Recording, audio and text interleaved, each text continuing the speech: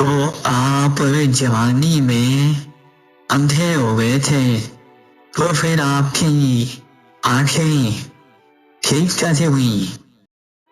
मैं वैसे अंधा नहीं हुआ था, आंखों से अंधा नहीं हुआ था, इश्क में अंधा हो गया था। अपनी फैक्ट्री के गेटमैन की इकलौती लड़की के इश्क में अंधा हो गया था। हमारे पिताश्री को जब हमारी इश्क का पता चला तो उनका तो पारा हो गया हाई, और उन्होंने फिर वो जो डांट मुझे पिलाई, क्या बताएं भाई, कहने लगे कि या तो उस गेटमैन की लड़की को छोड़ दे, नहीं तो मेरे घर के गेट तुम्हारे लिए हमेशा के लिए बंद है। मैंने भी कह दिया पिताजी, आप मुझे घर से क्या निकालेंगे, मैं खुद ही चला जाता हूँ। तो मैं उस लड़की को लेकर दूर चला गया। दूर जाकर जैसे तैसे दिन काटी, जब पता चला पिताजी तो स्वर्ग से बाहर गए हैं, तो हम अपनी इस कोठी में वापस आ गए। लेकिन वो दिन और आज का दिन पिताश्री बढ़कर बन गए हैं भूत, और रोज रात के 12 बजे मेरे कमरे में आकर आंखें दिखाते हुए, मुझे धमकाते हुए कहते हैं, अरे तू मेरे घर कैसे आ गया, चल निकल यहाँ से। आपके इश्क का ये किस्सा सुनकर मुझे भी अपने बचपन का एक किस्सा याद आ गया। मैं उन दिनों 5वीं क्लास में पढ़ता था। मुझे भी अपने पड़ोसी की घरवाली से इश्क हो गया था। मैं पढ़ने लिखने में अव्वल, जब मुझे हुआ इश्क, पढ़ाई लिखाई ठप। मैं उसी ख्यालों में पड़ रहता था, ज्यादातर होमवर्क को हाथ भी नहीं लगाता था।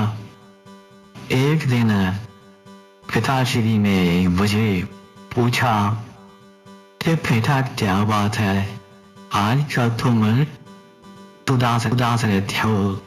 तो मैंने पिताश्री को सच्चाई बोल दी कि पिताजी, मुझे तो इश्क हो गया है। पिताश्री को ये सुनकर हैरानी हुई, बोले स्कूल की लड़की से? मैंने कहा नहीं जी, वो पड़ोसी है ना, रामचरण है, उसके घर वाली से ये सुनना था कि पिताश्री ने निकाल लिया जूता, लगाए 100 गिने 1। अब से ये जो इश्क का भूत था मेरे साथ से सदा सदा के लिए उतर गया। अगर ना उतरता तो, अगर उस औरत के घर वाले को पता चल जाता कि मैं उसके श्रीमती पर आंखें गड़ाए बैठा हूँ, तो वो क्या पता मेरी आंखें निकाल देता। अच्छा किया बापू ने मेरी पिटाई की, तब बुरा लगा था, लेकिन आज लगता है बापू ने मुझे बचा लिया। तो कहने का मतलब ये है कि हमें अपने पिताश्री की बात पा लेनी चाहिए। मैंने सही कहा? अबे घंचू, तू अपनी 5वीं क्लास के इश्क की तुलना मेरे से करता है? अभी वो क्या कहते हैं, बंदर क्या जाने अबे का सवाल है, तुझे क्या पता इश्क क्या होता है? सुन, जब तक कोई मांगे ना, ऐसे ही अभी रहने दिया करते, समझा? मैं तो जी, जब मेरी शादी हो गई तो अपनी श्रीमती जी को भी रहने दूंगा। अच्छा रहेगा, पहले बात को सुनो, समझो, फिर अपनी राय देनी चाहिए, समझे? मैंने तो जी आपकी बात पहले बांध ली। अब आप लगता है यहाँ किसी खास काम से आए थे। और मैं कौन सा तेरे लिए यहाँ रिश्ता लेकर आया हूँ? हैं जी, आप रिश्ता नहीं करवाते हैं? क्या बात करते हो? मुझे तो अपनी बेटी के लिए रिश्ता नहीं बना, किसी और का रिश्ता मैं हाथ कराऊंगा? हाँ जी, मिडिल क्लास बंदों की यही ट्रेजेडी है। बेचारों को अपनी बहन बेटियों के लिए कहाँ रिश्ते मिलते हैं। अरे वो उन के चरखी, मैं कोई मिडिल क्लास बंदा नहीं, हाई क्लास बंदा हूँ। मेरा बाप मेरे लिए दो दो फैक्ट्रियां छोड़कर मरा है, समझा? दो फैक्ट्रियाँ, दो फैक्ट्रियाँ, क्या बात है जी। शीश महल जैसी मेरी कोठी में। अच्छा जी, शीश महल जैसी। और क्या, कोठी में दो दो करोड़ की दो कारें और एक कार मेरी बेटी की। वो इस शहर में खानदानी है ना। फिर तो आपकी लड़की के लिए रिश्तों की लाइन लगी होगी।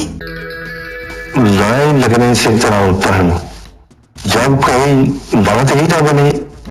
हाँ जी, बात ही नहीं बनती। आपकी ये लड़की देखने में तो मुझे ठीक ठाक ही लगी। अबे तुमने मेरी बेटी को ध्यान से नहीं देखा होगा। अगर देखता तो वो इतनी सुंदर है, इतनी सुंदर है कि देखते रह जाता, समझा? हाँ जी, गलती हो गई। आगे से आपकी बेटी को ध्यान से देखूंगा। ये लड़का कुछ ज्यादा ही ओवर स्मार्ट बन रहा है। जेल आता है, इसके कान खींचकर इसे पूछूं, अबे तू है कौन? तू है कौन बे? मुझे नसीहत करने वाला। लेकिन वो कहते हैं ना, वक्त पर गधे को गाँव बुलाना पड़ता है। अभी इसे मुझे काम लेना है। जो ड्रामा मैंने सोचा है उसके लिए इसकी बहुत जरूरत पड़ेगी। चलो सुन लेते हैं इसकी। ए बूढ़ा, तेरा किस्सा सुन कैसे दांत लिपोड़ रहा था और किस्से का आखिरी जुमला सुन कैसे दांतों से होंठ काटने लगा, ये सोचता होगा एक कल का लड़का मुझे नसीहत कर रहा है, पता नहीं किस काम से आया होगा।